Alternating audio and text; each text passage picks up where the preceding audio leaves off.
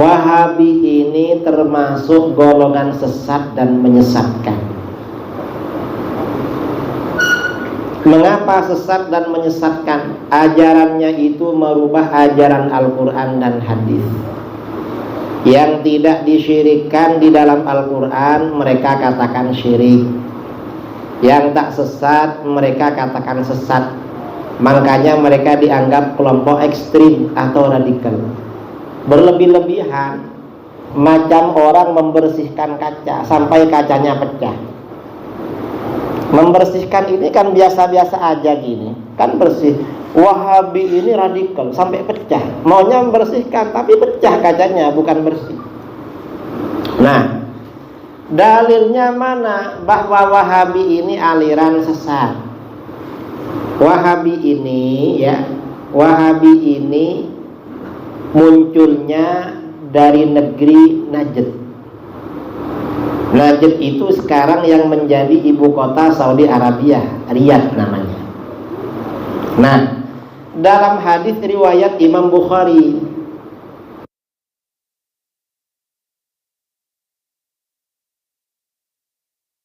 barik lana fi syamina, Allahumma barik lana fi yamanina. Ya Allah, berikanlah keberkahan bagi kami di negeri Syam dan negeri Yaman. Rasulullah berdoa keberkahan bagi umat Islam di negeri Syam dan Yaman. Para sahabat minta kepada Rasulullah, wa fi najdina ya Rasulullah, doakan pula keberkahan bagi kami di negeri Najd. Ternyata Rasulullah berdoa lagi, Allahumma barik lana fi syamina, Allahumma barik lana fi yamanina. Ya Allah, berikan keberkahan bagi kami di negeri Syam dan negeri Yaman. Rasulullah tak mau mendoakan negeri Najd. Sahabat minta lagi, wa fi najdina ya Rasulullah, doakan pula keberkahan di negeri Najd. Karena orang Madinah, orang Mekah juga pergi ke Najd untuk berdagang, berniaga. Makanya minta keberkahan. Ternyata untuk ketiga kali Rasulullah tak mau mendoakan. Justru Rasulullah bersabda, hunakaz zalazilu wal fitan. Di Najd itu akan banyak terjadi kegoncangan, goncang secara agama, dan banyak fitnah-fitnah. Betul, terjadi banyak fitnah. Ternyata setelah Rasulullah SAW wafat, penduduk Najd ini murtad dan ada yang mengaku menjadi nabi. Memang fitnah. Itu fitnah awal zaman dulu. Di akhir zaman ada fitnah juga. Di sini kan Rasulullah mendoakan keberkahan bagi negeri Yaman dan negeri Syam. Yang membawa Islam pada bangsa kita, bangsa Melayu, ini orang-orang Arab Yaman. Ini kan berkah. Dan orang Arab dari Yaman ini orangnya lembut-lembut. Sejak awal Islam disebarkan pada bangsa kita, karena keberkahan negeri Yaman ini, bangsa kita ini lembut-lembut seperti orang Yaman. Berkah. Begitu ada saudara-saudara kita belajar ilmunya Wahabi dari Najd, akhirnya timbul fitnah, gaduh di negara kita ini, di Indonesia, Malaysia, karena pelajar-pelajar dari Najd. Ini gaduh. Kemudian dalam hadis itu dikatakan, wa biha yatlu aqarnus syaitan, dan di Najd ini akan muncul si tanduk setan. Siapa tanduk setan?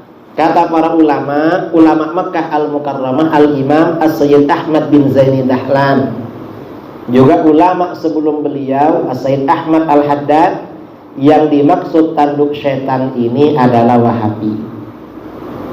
Mengapa Wahabi dibilang tanduk setan? Karena ajaran yang diajarkan oleh Wahabi sama dengan setan, cuma beda cara. Misalnya macam mana? Dari dulu ya, sholat malam, kalau sholat taraweh itu biasanya 23 rakaat awal-awal dulu.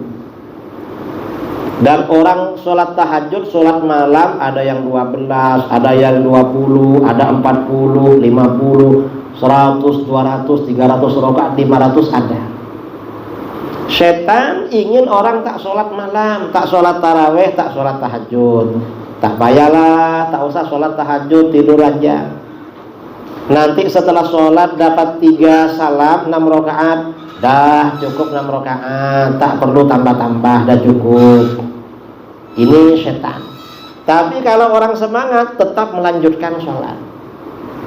Kalau Wahabi bisa, Wahabi ini kan tanduk setan, lebih kuat daripada setan. Karena hewan itu kan yang kuat tanduknya. Hewan itu kalau bertengkar kan tanduknya untuk menyerang lawannya. Kalau Wahabi macam mana? Sholat malam paling banyak 11 rakaat. Lebih daripada 11 rakaat hukumnya haram. Nah, ini kan sama dengan setan. Cuma satunya jangan sholat, yang satunya lebih dari 11 haram. Atau misalnya, makanya disebut tanduk setan. Misalnya ya, lepas sholat. Kadang waktu sholat, setan dah cakap dalam hati, nanti lepas salam, segera turun ya, tak payah zikir. Akhirnya mau turun, toleh-toleh. Karena kawannya tak ada yang turun, malu mau turun, ikut baca zikir. Jadi setan tak kuat. Karena dalam Al-Quran, inna kaidash syaitan kana dha'ifa. Tipu daya setan itu lemah. Wahabi datang. Apa kata Wahabi? Zikir berjamaah, suara nyaring lepas sholat bid'ah. Ada orang terkesan dengan Wahabi karena kawannya zikirnya nyaring berjamaah, marah dia. Ini bid'ah, akhirnya turun. Kan sama dengan setan aja kan. Cuma beza cara. Padahal tak bid'ah. Cuma ajakan Wahabi lebih kuat sebenarnya, lebih kuat.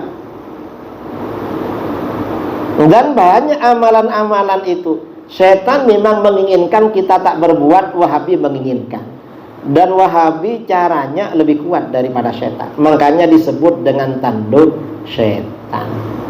Artinya apa? Wahabi ini memang aliran sesat dan menyesatkan. Karena awal mula memang tumbuhnya dari Najd, negeri Najd. Karena negeri Najd ini tidak didoakan berkah, Rasulullah tidak mau mendoakan berkah buat negeri Najd. Maka sejak awal-awal Islam sampai menjelang munculnya Wahabi, di Najd ini tak pernah ada ulama populer. Tak pernah.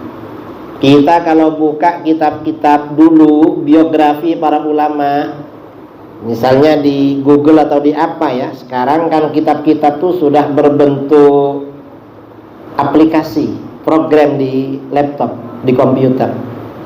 Cari ulama yang negerinya An-Najdi, Najd tak ada. Baru menjelang munculnya Wahabi, baru muncul An-Najdi.